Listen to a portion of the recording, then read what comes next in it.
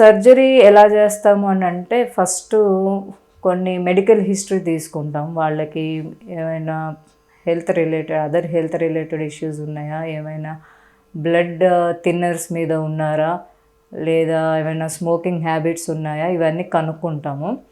So blood thinners ఏమన్నా ఉంటే ఒక వారం రోజుల పాటు ఆపాల్సి ఉంటుంది. అండ్ స్మోకింగ్ కానీ ఏమన్నా ఉంటే అది కూడా ఒక 1 మంత్ ఆపేయాల్సి ఉంటుంది. ఎందుకంటే తర్వాత హీలింగ్ ఇష్యూస్ రాకుండా ఉండడానికి. కొంతమందిలో బ్లీడింగ్ డిజార్డర్స్ ఉంటే అది కూడా they may not be candidate for rhinoplasty. తర్వాత ఫోటోగ్రాఫ్స్తో అనలైజ్ చేసి వాళ్ళకి ఏం కరెక్షన్ చేయబోతున్నాము, మా ప్లాన్ ఏంటి అనేది వాళ్ళకన్నీ ఎక్స్ప్లెయిన్ చేస్తాం. ఒకవేళ చిన్న చిన్న సర్జికల్ ప్రొసీజర్స్ అయితే కనుక లోకల్ అనెస్థీషియాలో చేయొచ్చు. ఒకవేళ మేజర్ సర్జరీ అయితే కనుక మొత్తం బాడీకి అనెస్థీషియా ఇవ్వాల్సి ఉంటుంది. జనరల్ అనెస్థీషియా ఇచ్చి చేయాల్సి ఉంటుంది. ఈ జనరల్ అనెస్థీషియా అంటే దానికి మనం ప్రొసీజర్స్ కూడా 2 రకాలు ఉంటాయి రైనోప్లాస్టీలో.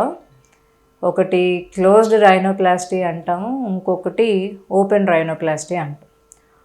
క్లోజ్డ్ రైనోప్లాస్టీలో మనం ఇచ్చే కట్స్ కానీ అవి బయటకు కనిపించవు. అవి ఇంటర్నల్గా ఇస్తాం, ముక్కు లోపల ఇస్తాము. సో బయటకు ఏమి స్కార్స్ కానీ ఏమి ఉండవు. ఈ క్లోజ్డ్ రైనోప్లాస్టీలో మైనర్ కరెక్షన్స్ చేయడానికి అవుతుంది.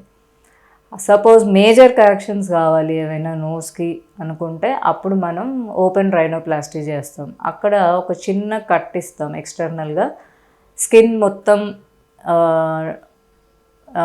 ఎలివేట్ చేసుకొని మొత్తం కార్టిలేజ్ ఫ్రేమ్వర్క్, బోన్ ఫ్రేమ్వర్క్ అన్నీ చూసుకొని దాన్ని మళ్ళీ రీషేపింగ్ చేసి మళ్ళీ ఏదైనా ఎక్స్ట్రా కార్టిలేజ్ కావాలన్నా అవన్నీ అక్కడ ప్లేస్ చేసి మళ్ళీ స్కిన్ని రీడ్రేప్ చేసేసి కుట్లు వేసేస్తాం అన్నమాట. సో మేజర్ మోడిఫికేషన్స్ కావాలన్నప్పుడు యూజువల్గా ఓపెన్ రైనోప్లాస్టీ ప్రిఫర్ చేస్తాం. ఏవైనా మైనర్ కరెక్షన్స్ అయితే కనుక క్లోజ్డ్ రైనోప్లాస్టీ సరిపోతుంది.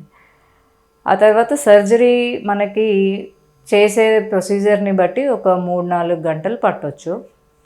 ఆ తర్వాత ఇమీడియట్గా మనము సర్జరీ అయిపోయిన తర్వాత ముక్కు లోపల ప్యాక్స్ పెడతాం.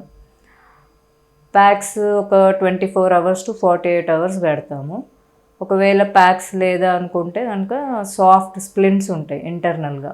ఆ స్ప్లింట్స్కి హోల్స్ ఉంటాయి కాబట్టి ఒకవేళ పెట్టినా కూడా గాలి తీసుకోవడంలో అలా ఏమి ఇబ్బంది ఉండదు మీకు. తర్వాత ఎక్స్టర్నల్గా కూడా ఒక నేజల్ స్ప్లింట్ పెడతాము.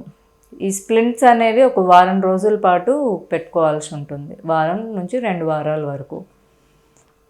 వాపు మాత్రం సర్జరీ తర్వాత ఇంచుమించుగా 2-3 నెలల వరకు ఉండొచ్చు. మనకి మెల్లిగా వాపు అనేది తగ్గుతూ వస్తుంది. ఒక వారం రోజులకి కొంచెం తగ్గుతుంది, ఒక 3 నెలలకి ఒక 60 to 70% వాపు తగ్గుతుంది. ఆల్మోస్ట్ ఈ నోస్ సర్జరీలో సంవత్సరం వరకు కూడా వాపు అనేది ఎంతో కొంత ఉంటుందన్నమాట. రీమోడలింగ్ అనేది జరుగుతూ ఉంటుంది. మనకి ఫైనల్ రిజల్ట్ తెలవాలి అని అంటే అట్లీస్ట్ ఒక 2 to 3 months పట్టవచ్చు. బట్ 1 weekలో మీకు రఫ్ ఐడియా వస్తుంది. బట్ ఎగ్జాక్ట్గా మొత్తం వాపు అది తగ్గిన తర్వాత you will know the better results. So ఈ ప్యాక్ తీసేస్తాము, వాపు తగ్గుతుంది. స్ప్లింట్ కూడా 2 weeks తర్వాత తీసేస్తాము.